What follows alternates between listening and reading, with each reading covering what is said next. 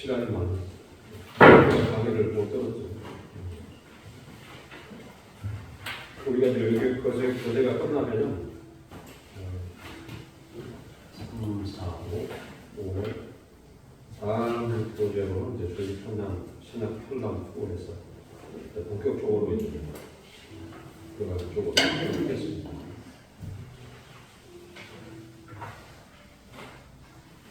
또 133페이지에 이제 신앙의 성경의 핵심적인 흐름들을 여러분들이 꼭 알고 있어라. 그거를 저는 말씀을 드렸어요. 성경의 핵심적인 흐름들 이거는 반드시 여러분들이 알고 있어야 됩니다. 이것들을 지난번에 말씀드렸던 기억나시나요? 네. 그래서 이게 이제 성경 전체에 이제 하나님이 언약의 그 내용들이 어떻게 흘러가고 있나 이 부분들을 꼭 편사하고 특별 계시사 이 두 가지로 나누어서 설명하고 있다는 걸 여러분들이 꼭 알고 계셔야 됩니다. 그래서 계속해서 이제 공부를 하다 보면 여러분만의 중심에 대해서 생각하게 되는 겁니다. 그러면 이제 142페이지로 보시면 그 새 예루살렘에 관한 부분들이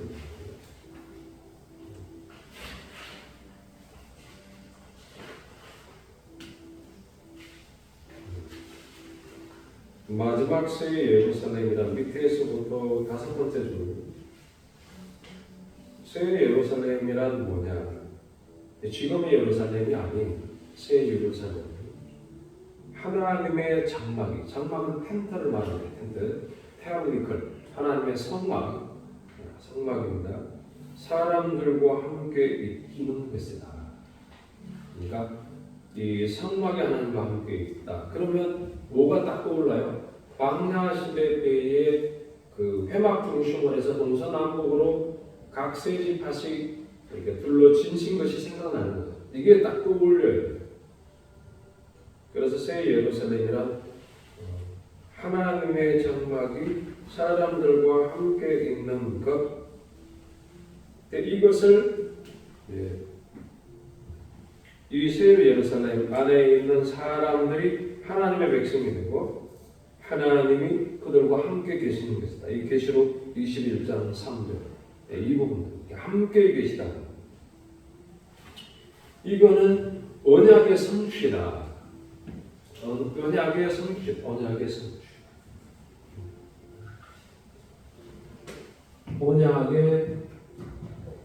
언약이 성취되는 것이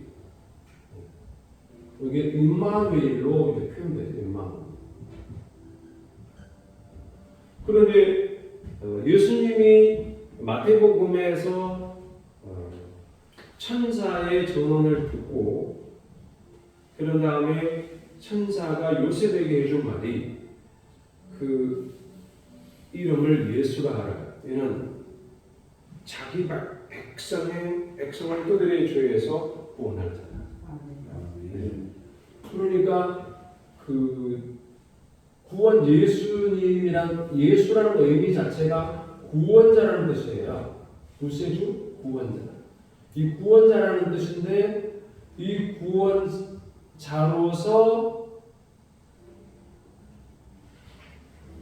오신 거죠. 오심은 하나님으로부터 오신 거예요. 하늘에서 왔다. 하늘의 하나님으로부터 오셨다. 요거를 뭐라고 말하냐면 하나님이 함께 계시다. 임마누엘의 의미가 이런 거예요. 그러니까 하나님이 우리와 함께 계시다. 임마누엘이라 하니라. 그 말씀이 여러분들 어디에 있냐? 마태복음에 가보십시오. 우리가 마태복음을 보아서 아시겠지만 복음서를 보아서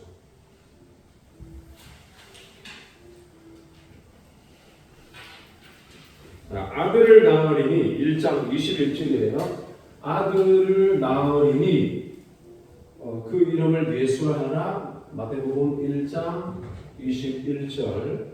그 다음에 23절을 보셔야 되는데 여기에 이는 이름을 예수라 하는데 예수라는 의미가 뭐냐 하면 자기 백성을 그들의 자기 백성의 죄에서 구원할 자라는 것입니다. 그런데 23절에 보면은 22절과 연관이 되어 있어서 이 모든 일이 된 것은 이 모든 일이 된 것은 누구의 말일까요? 이게 누구의 말일까요? 네? 예수님이 하신 말씀이에요? 자, 여러분들이 성경을 볼 때 아들을 낳으리니 이름을 예수라 하라. 이거 누가 한 말이에요? 이사야서에 나오는 천사가 한 말이죠. 천사가 전해준 말이죠. 네, 천사가 요셉의 꿈에 나타나서 하나님의 메시지를 전해줬죠. 그런데 22절에 이 모든 일이 된 것은 누구의 의도예요?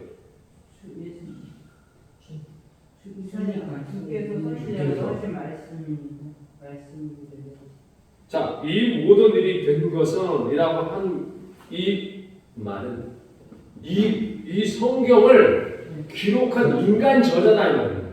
누구예요? 마태죠, 마태가 사도잖아요. 마태가 사도인데 예수님과 함께 있었기 때문에 예수님이 누구신가를 아는 자예요. 그러니까 이 모든 일이 된 것은 즉 요셉이 수대고지를 받게 된 예수님이 태어난다는 사실을 받게 된 이 모든 일이 된 것은 이 말은 예수님을 만나봤고 예수님의 복음도 들어봤고 예수님의 부활도 보았고 예수님이 하나님이라는 사실을 알고 있는 자잖아요. 알고 있는 자인데 교회를 향해서 진리를 가르쳐야 될 때는 구약 성경에 있던 말씀들을 갖고 인용을 해줘야 되잖아요. 그러니까 구약 성경을 딱 보니까 이사야서가 이야기를 하고 있었네? 이사야가 한 말이 예수님을 두고 하신 말이구나. 그래서 이사야서에 있는 말씀들을 인용해 오는 거예요. 인용을 해서 예수님이 누구신가를 밝힌 거죠. 자, 여러분 23절 보자 앞에 보라 앞에 기역자가 딱 되어 있는 거 알아요? 예, 그게 어디에 있는 말씀인지 보세요. 이사야 7장 14절이에요. 그렇죠? 이사야 7장 14절 찾아보나 마나가 아니라 찾아보셔야 돼요. 이사야 이 언약이 왜 성취되냐 이걸 여러분들이 설명할 수 있어야 돼요. 이사야 7장 14절이죠? 네, 한번 찾아보십시오.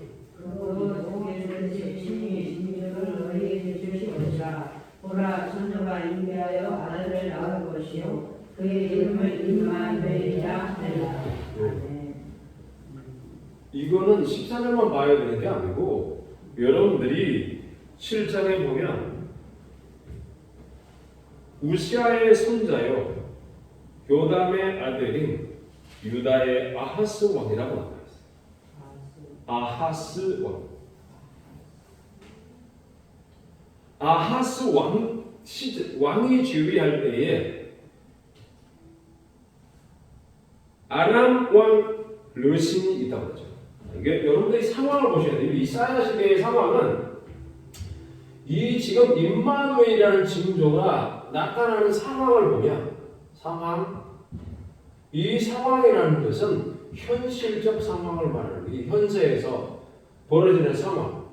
첫째 이스라엘을 중심으로 해서 유다. 네, 이스라엘 유다가 나옵니다. 그러면 이제 이 현실적 상황이라는 것은 유다입니다.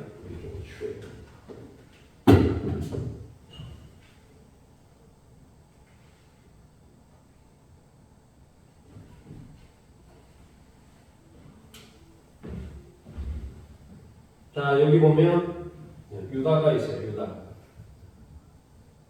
유다를 중심으로 해서 아람이 있어요. 그 다음에 이스라엘이 있어요. 아수르가 있어요. 그 다음에 또 여기 바벨론도 있겠죠. 크게 이제 유다를 중심으로 해서 주변 국가들이 이렇게 형성이 되어 있어요. 근데 아람 왕 르신이 올라왔다 그렇죠? 아람 왕 르신. 아람의 르신 왕과 르말리아의 아들 이스라엘의 베가. 자, 여기는 베가가 당시 왕이었어요. 그 다음에 아람은 르신이 있어요. 유다를 공격한 겁니다. 연합군을 이루는 거죠. 그러니까 예루살렘을 쳤는데 이기지를 못했어요. 유다 중심에는 뭐가 있어요? 여기 예루살렘. 유다에는 예루살렘입니다. 여러분 예루살렘을 뭘 의미하느냐면 예루살렘은 천국을 의미합니다. 그렇죠? 천국. 하나님의 나라예요.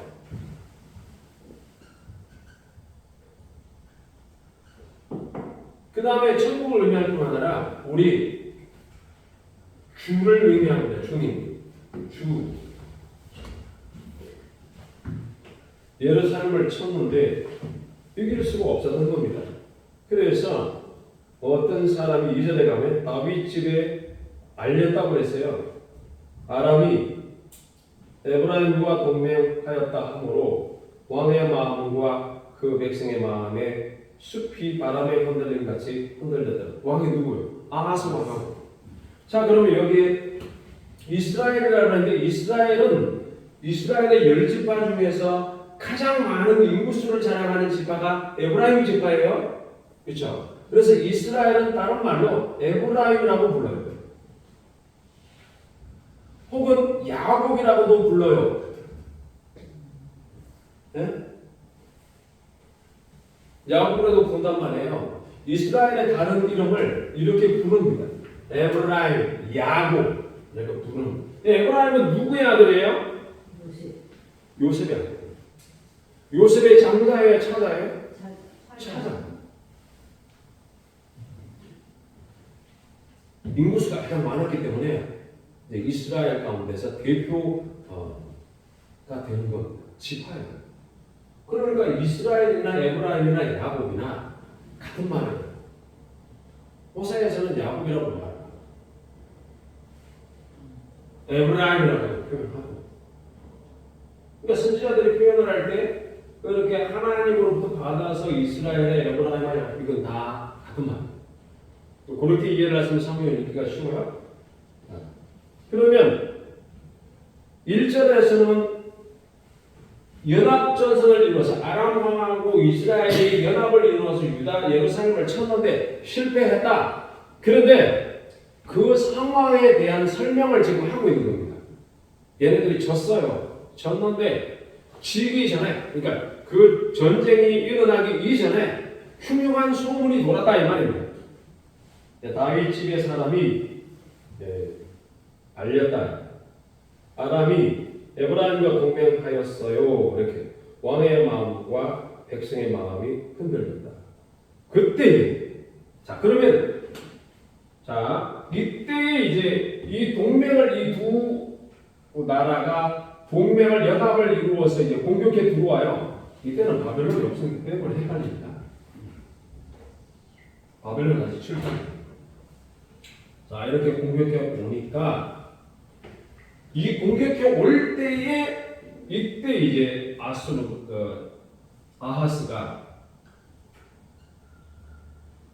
왕이 제위 시절에 하나님으로부터 말씀을 받는 거예요. 여기 보면 그때 이사야에게 하나님이 말씀하시는 겁니다. 이사야. 그러면 아하스 시대에는 우시아 시대 때에 우시아 왕이 죽던 해에 부름을 받지 않아요. 그래서 여기에 이 아하스 왕 시대에는 누가 있었냐면 이사야라는 선지자가 있었어요. 이사야 선지자.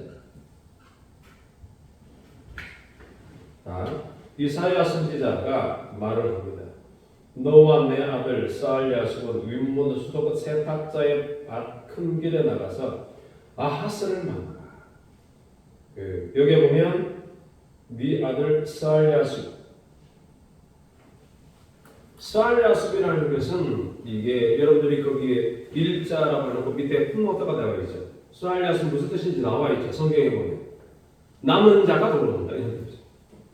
그러면 이사야가 하는 모든 그 선지적 활동은 남은 자가 들어오는 쪽으로 모든 포커스가 맞춰져 있다는 거예요. 여러분 자신이 자식을 낳았다 그러면은 여러분이 자식을 낳았다 그러면 여러분의 의지가 여러분의 뜻과 의도가 자식에게로 흘러들어가는 것처럼 이사야가 하나님으로부터 아들 낳았는데 스알리아스라는 뜻인데 스알리아스는 남은 자가 들어온다는 뜻이에요. 그러면 이사야의 사역의 모든 목적과 방향성은 어디로 간다? 남은 자가 돌아온다는 사상이 있는 거예요. 남은 자 사상. 그러면 남은 자가 돌아온다는 이 사상이 뭐냐면 바로 새 예루살렘이다 이 말입니다.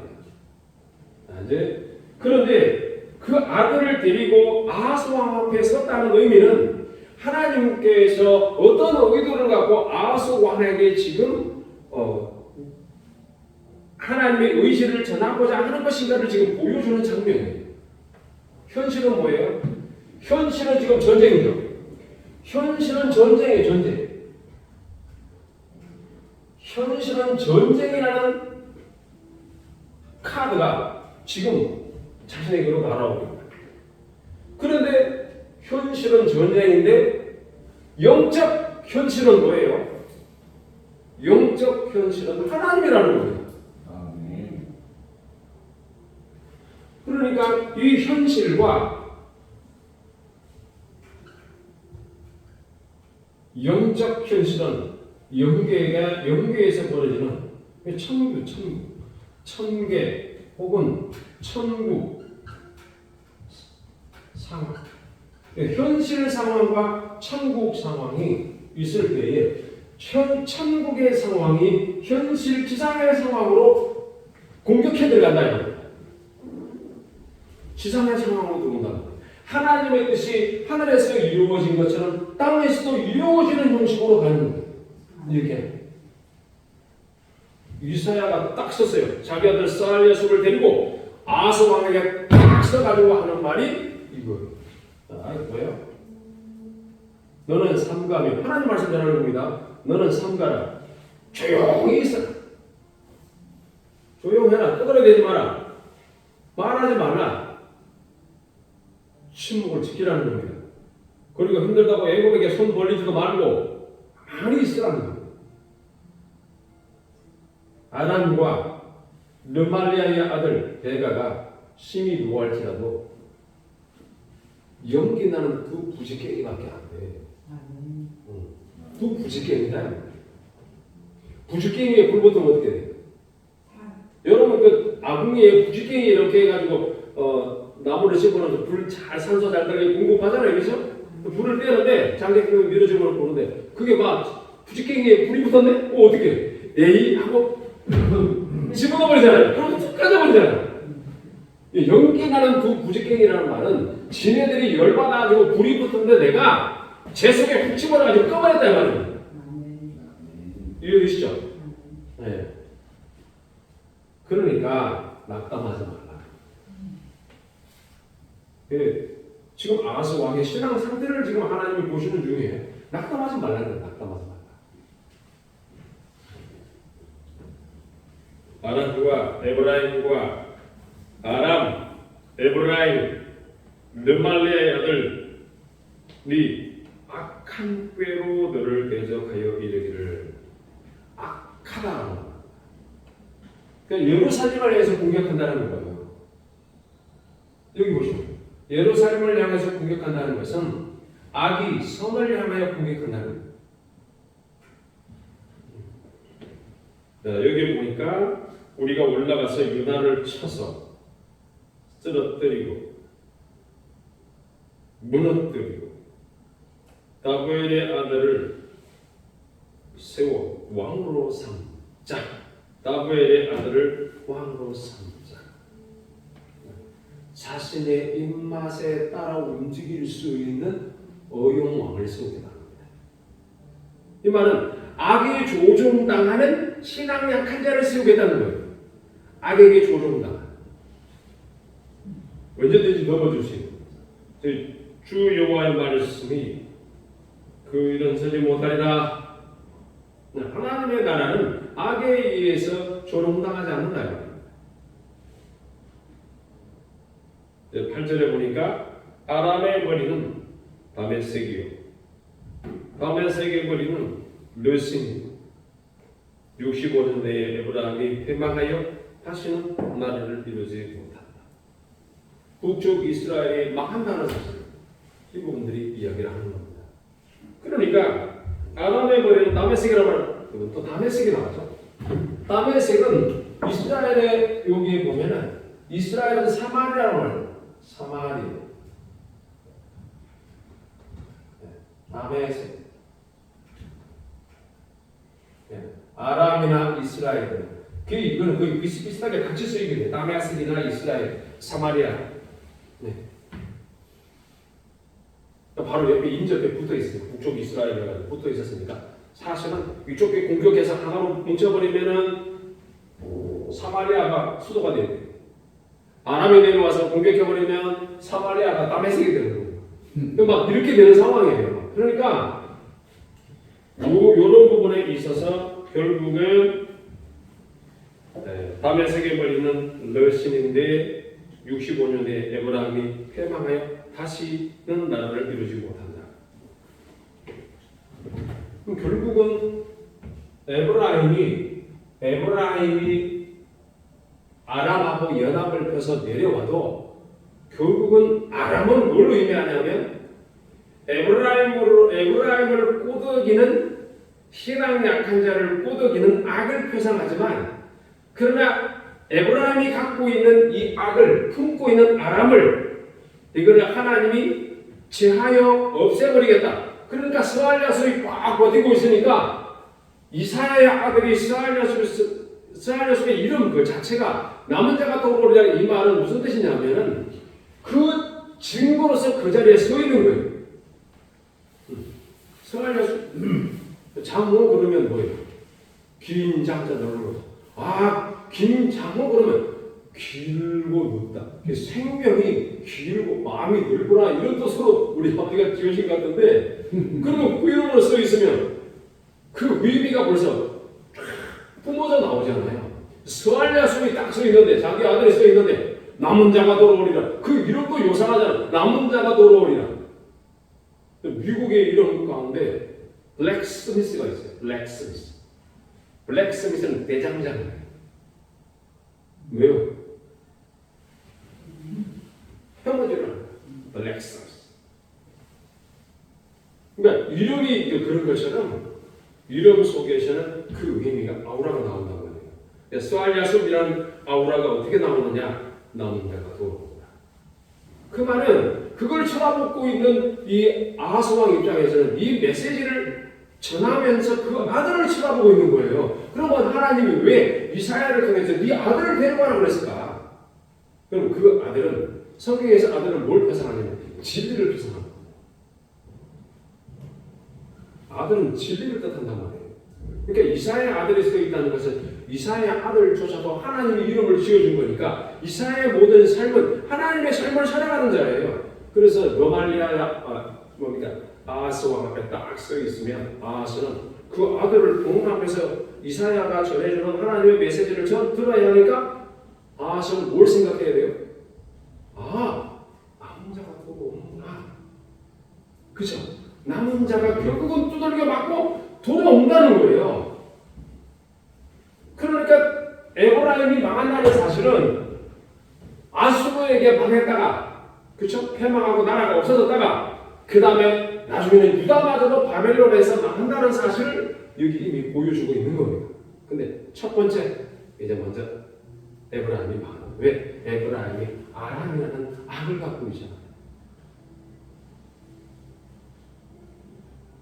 그러니까 이제 이 부분들이 그와 같이 이렇게 하고 있는데, 9절에 보면 에브라임의 머리는 사마리아요, 사마리아의 머리는 르말리아의 아들이니라. 만일 너희가 굳게 믿지 아니하면 너희는 굳게 서지 못하리라 하시니라. 자, 그러면 굳게 믿어라, 굳게 서라. 누구 얘기하느냐? 하나님이 아하스 왕에게 굳게 믿으라는 겁니다. 네. 그리고 굳게 서라는 겁니다. 지금 네가 벌벌 떨고 있는 이곳은 유대가 예루살렘이 조그만 곳인데 여기에서 아람하고 그것도 자기 형제인 휘줄이 에브라임으로부터 연합을 해가지고 공격해 온다고 그러니까 얼마나 떨고 있었겠습니까? 그런데 굳게 믿으라는 겁니다. 연기라는 두 부지깽이에 불과하고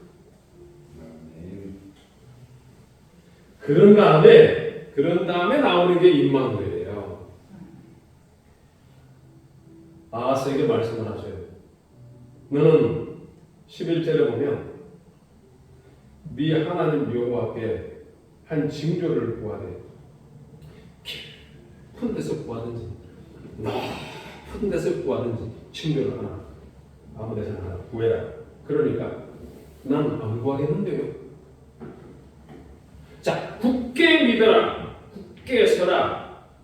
그리고 굳게 믿고 굳게 설 수 있는 것이 징조로 나타난다. 그럼 여러분 징조로 보여진다는 건 의미는 무슨 말이냐면 마음이 청결하고 심지가 굳고 그리고 깨끗한 자에게 나타나는 겁니다. 요셉은요, 남편 그러니까 마리아의 남편 요셉은 의로운 사람이라고 그랬어요. 결혼하기도 전에 마리아가 임신을 했으니 저를 꿈꾸자 가만히 드러내지 않고 입을 다물고 있는 거예요. 임마누엘의 징조로 본인이 그런 거 아닙니까? 입을 다물잖아요. 안 드러내잖아요. 가만히 있는 거. 그런데 징조를 혹은 전조선 증상이 일어나는 경우는 어떤 사람에게 일어나냐면 결혼자에는 아니에요. 마음. 우리가 복음서에서 공부했듯이 마음이 청결한 자는 누구를 본다고요? 하나님을 본다. 아버지를. 마음이 청결한 자가 아버지를 본다. 근데 아하스는 징조를 구하지 않겠다는 건 무슨 뜻이에요? 마음이 청결하지 않다는 거예요. 하나님을 보기 싫다는 거예요. 나는 안 보겠습니다.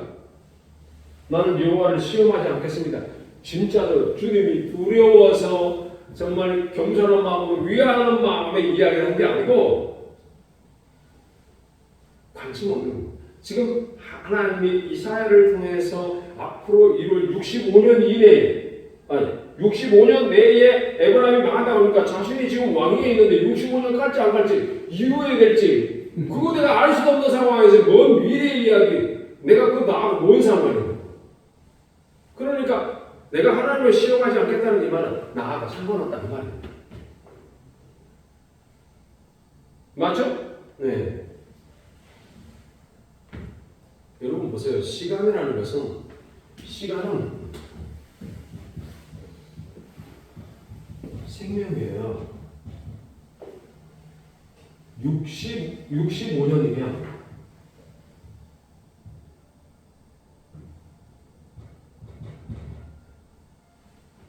생명이니까 65살을 넘는 거예요. 65살을 넘는 거예요. 아하스의 나이가 아하스 나이 더하기 65년이니까 이게 뭐 먼 미래에 이루어질 이 이야기가 맞죠? 그렇죠? 이건 굉장히 먼 미래예요.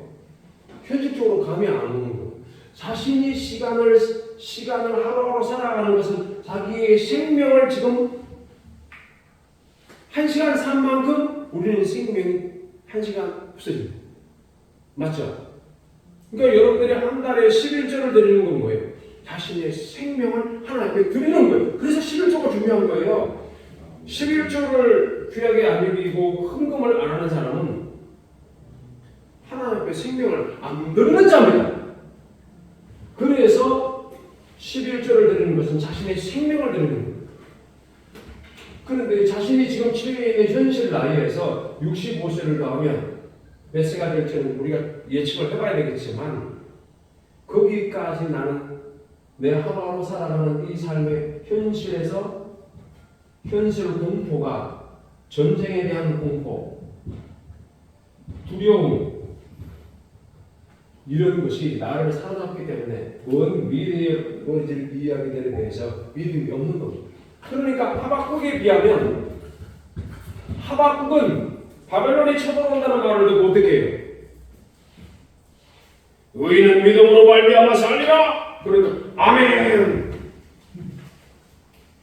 아니 바벨론이 쳐들어오는데 왜 의인이 믿음으로 말미암아 살리라? 이쪽에 본인이 위안을 얻는다. 이사야서가 스알랴수라는 자기 아들을 통해서 남은 자가 결국 돌아온다 이 말은 하나님의 사랑을 입은 자는 매를 맞다가 나중에 회복이 된다 이 말이에요. 그러면 현실 상황에서 어떤 사람은 아하스 같은 사람은 이런 아하스형 신앙생활을 하는 사람은 하나님 앞에 말씀을 가는 척하다가 안 가는 거예요. 아하스 왕도 나쁜 왕은 아니었어요. 그죠? 나름 이제 선하게 살려고 애를 쓰는 왕이었다. 거기까지. 그렇죠? 그런데 여러분, 자, 나는 안 구하겠다. 그러니까 13절 한번 읽어봐요. 7장 13절. 자, 시작. 이사야가 이르되 다윗의 집이여 원하건대 들을지어다 너희가 사람의 들기로도 그것을 다른 이로 여겨 또 나의 하나님을 기리라 하느냐. 14절. 그러므로 주께서 친히 진리를 너희에게 주실 것이라. 보라 처녀가 잉태하여 아들을 낳을 것이요 그의 이름을 임마누엘이라 하리라. 그렇죠. 그러니까 이사야는 자신의 의지로, 아니 아하스는 자신의 의지로 거부해요. 하나님의 것을 거부하지만 하나님의 의지는 이 거부하는 것을 믿고 들어와서 임마누엘이란 말이에요.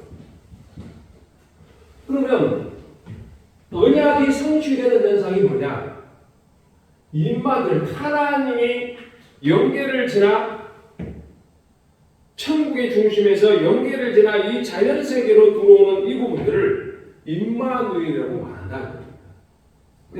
그러면 예수님이 마태복음에서 오셨다는 의미를 할 때는 임마누엘이라 하리라는 의미 자체가 뭘 갖고 있냐면 이미 하나님이 우리 가운데 있다. 즉 광야 가운데 성막이 그 중심에 있었던 것처럼 우리 교인들 가운데, 우리 교회 가운데, 우리 주님이 중심에 있다. 이런 겁니다.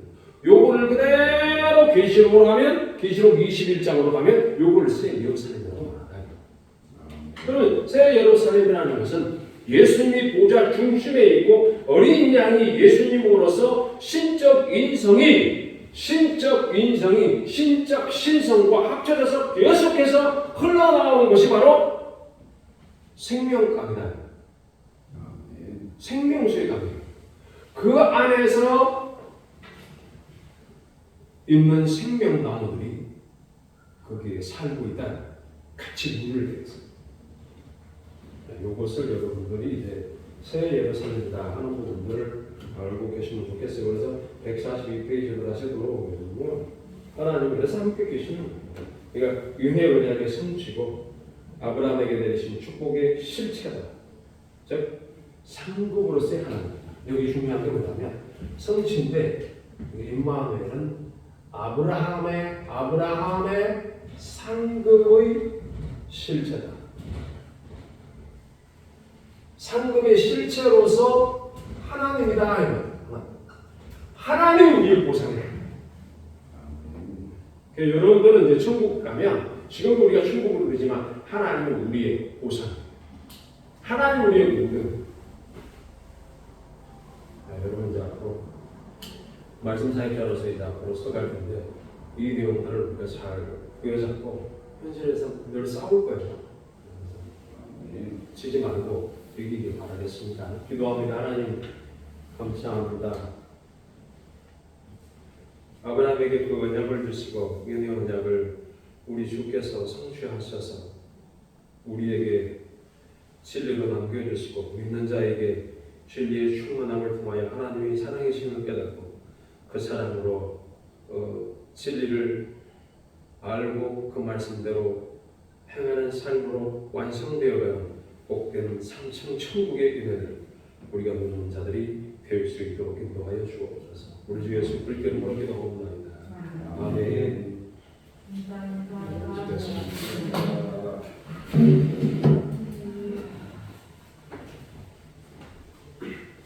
다들 수고하셨습니다. 다들 대학생들이 고생 많았습니다.